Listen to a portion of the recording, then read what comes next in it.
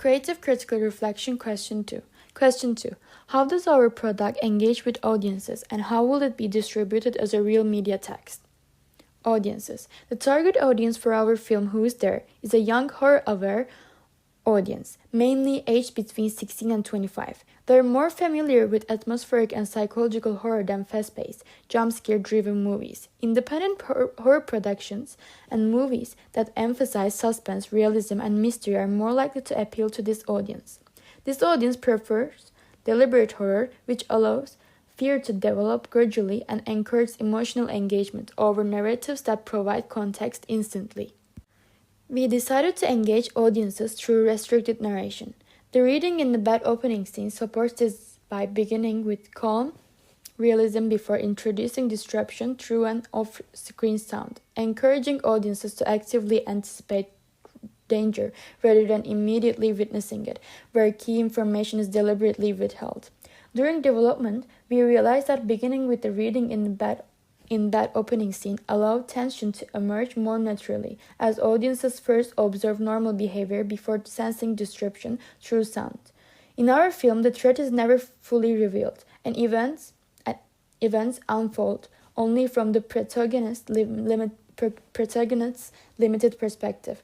This places the audience in the same position as the protagonist, allowing them to share her anxiety and uncertainty.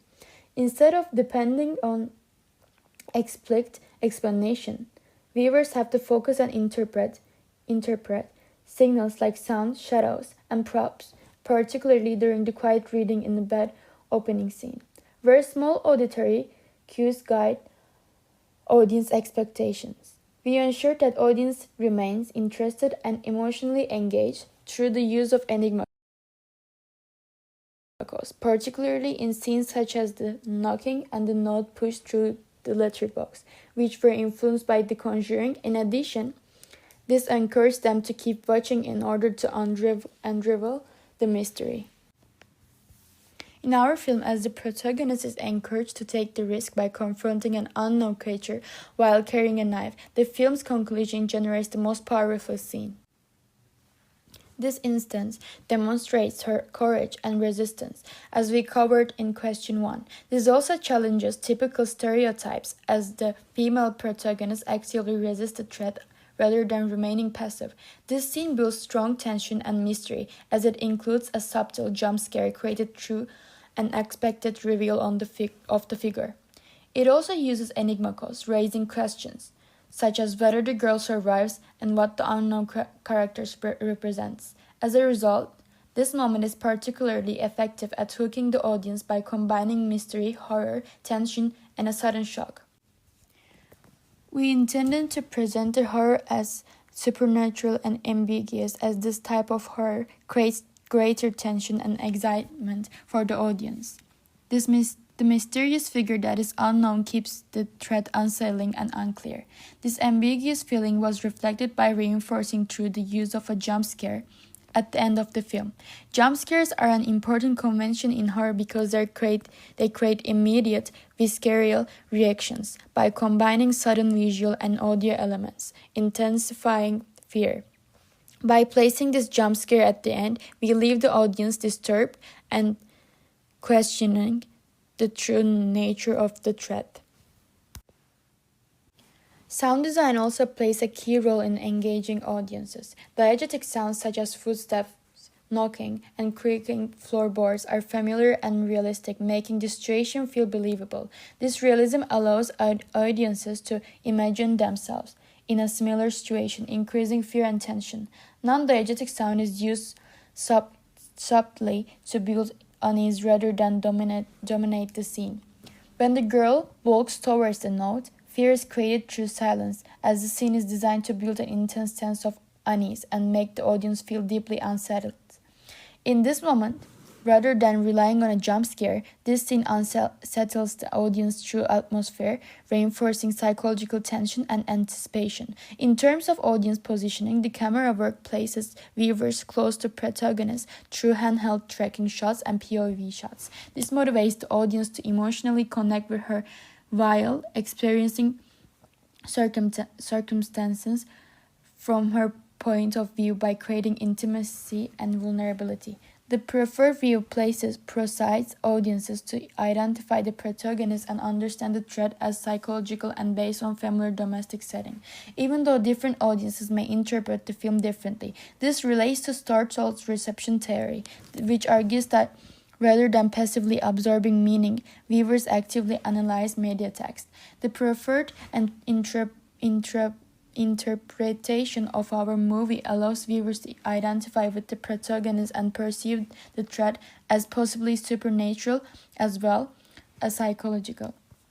This reading is likely to be accepted by our target audience due to their familiarity with horror conventions and similar films. From a use and gratification perspective, our film Who's There offers audiences entertainment and diversion through an immersive and tense narrative. According to the Blommer and Katz, audiences actively choose media text to satisfy specific needs, such as diversion, personal identity, and social interaction, all of which are offered by our film through its intense narrative, relatable fears, and ambiguous ending. It also supports personal identity, as viewers may relate to fears surrounding safety and vulnerability in the home. Additionally, the unresolved enigmas encourage social interaction, as audiences are likely to discuss their interpretations and theories with friends or online, particularly on social media platforms.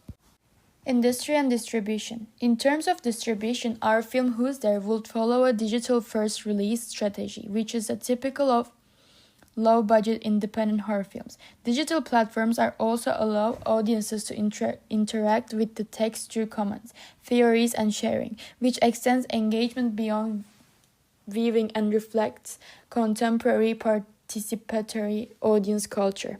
Our film will be distributed online and video on demand platforms like YouTube, Vimeo. This avoids the high expenses of theatrical distribution and enables the movie to directly reach its intended audiences. Our approach with current industry practices, where independent films often rely on social media marketing and online distribution to create trailers, short clips, and advice on platforms like YouTube, Instagram, and TikTok, which are frequently how younger horror fans access new films. We will use still images, behind-the-scenes videos, and promotional clips to build excitement and anticipation for the movie's premiere. The financial realities of the film industry are also reflected in our distribution strategy. Younger horror fans commonly discover new films through trailers, short clips, and recommendations on platforms such as Instagram, TikTok, and YouTube.